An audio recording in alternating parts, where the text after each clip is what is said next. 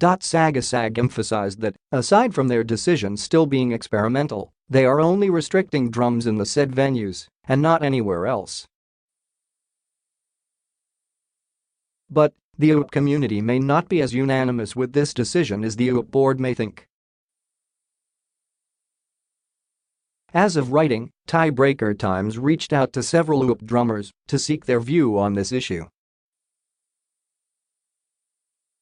However, numerous drummers informed us that they were ordered by their respective athletics offices to keep mum on the issue.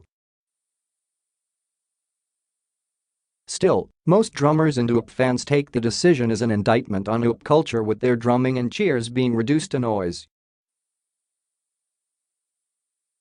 Masasabi Kolang is the UAAP wouldn't be complete without the drummers, without the drums, said Jody Aragon, the assistant secretary of the University of Santo Tomas Yellow Jackets. For the drummers, and for the crowd, Yun Ang here beat NG UAAP. It's also a source of support for the players. The UAAP wouldn't be complete without the drummers cheering on the athletes. The drums are an important part of the UAAP experience. You can't find the same kind of drumming anywhere else. It's what makes the UAAP special, tweeted University of the Philippines Pep Squad drummers assistant head drummer Pia Donato. For the board, it might just be background noise, but to us, it's the heartbeat of the crowd. The uproar became so loud on Twitter that numbers stand with UAAP drummers trended locally from August 26 to 27.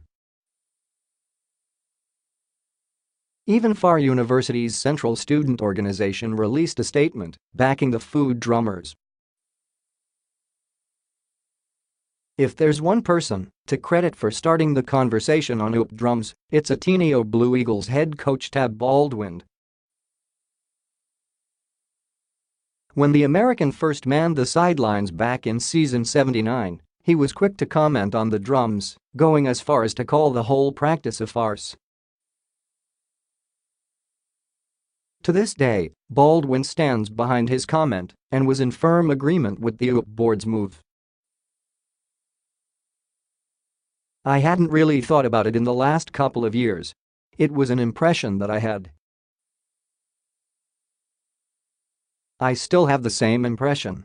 So I support the moves they're making, he said. It absolutely affects the communication between players and one another, the coaches and the players, the coaches and referees, the referees and the players, and so on. I know that they're not up there beating the drums to try and disrupt that. But the fact of the matter is, it is disruptive. If the powers that be don't care about that, then they have the right to have whatever atmosphere that they want. If they decide that they do care about that, then they can take measures to facilitate better communication. In my opinion, it will enhance the quality of play. Communication's an important part of playing and coaching the game of basketball, he concluded.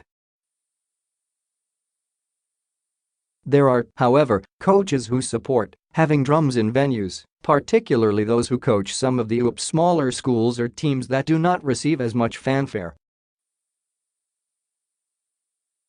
While no decision has been made for volleyball as of yet, Adamson Lady Falcons head coach Eris Pata worries that having less drums in big venues would magnify how little support our team gets from fans and alumni. We barely get any fans as it is. I know our basketball team doesn't have too many fans like us. Sometimes, the drums are the only ones really making noise for us, she said. I'm worried because I know the players are going to be affected. That noise you hear from the crowd can give them such a morale boost. For now, the UAAP wants drumming to be more organized in basketball games. Saguisag even used volleyball games as an example, as the drumming has developed a certain cadence with game that minimally impedes game flow. If the UAAP Board has shown us anything over the years, it is that rules are fluid and are subject to change even at a moment's notice.